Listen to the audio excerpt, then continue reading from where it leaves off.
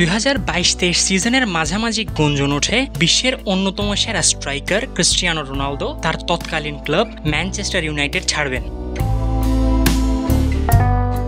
তবে কেউ কোনো কালেই ভাবতে পারেনি তিনি সৌদি আরবের দল আল নাসেরে যোগ দেবেন। আর কেই বা জানতো সৌদি ফুটবলের ভাগ্য চিরতরে পাল্টাতে যাচ্ছে। বিভিন্ন সূত্রে প্রকাশ, রোনালদো প্রায় 200 মিলিয়ন পাউন্ড বছর প্রতি আয় করেন একটি 2.5 বছরের চুক্তিতে, যার মাধ্যমে তিনি হয়ে ওঠেন বিশ্বের সর্বোচ্চ আয় করা খেলোয়াড়দের একজন। তিনি যোগ দেওয়ার পরপরই আল নাসেরের ইনস্টাগ্রাম ফলোয়ার সংখ্যা 8.5 লক্ষ থেকে বেড়ে 12 মিলিয়নে গিয়ে ঠেকে। সৌদি লীগ প্রায় 140টি দেশে ব্রডকাস্টের স্বত্ব কিনে নেয় এবং লিগের বাৎসরিক আয় বিগত সকল রেকর্ড ভেঙে দেয়। এমন একটি লিগ যাকে কেউ চিনত না, রোনালদো যোগ দেওয়ার পর মুহূর্তেই তারা বিশ্ব ফুটবলের নজরে চলে আসে যেন।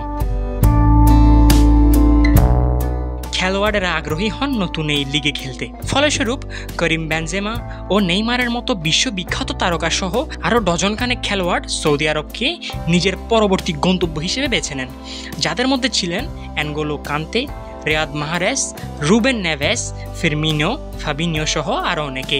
সেই এক ট্রান্সফার মৌসুমেই সৌদি লীগ প্রায় $1 বিলিয়ন খরচ করে বিদেশি খেলোয়াড় ক্রয়ের পেছনে।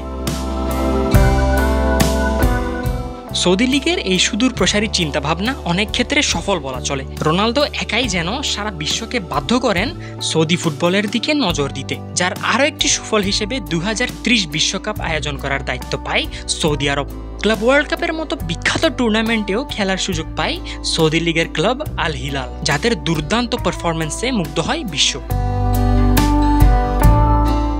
সৌদি লীগের হঠাৎ এত নাম ডাক দেখে বলাই যায় রোনালদো শুধু সৌদিতে ফুটবল খেলেননি, তিনি লিগটির নতুন এক পরিচয়ের জন্ম দিয়েছেন।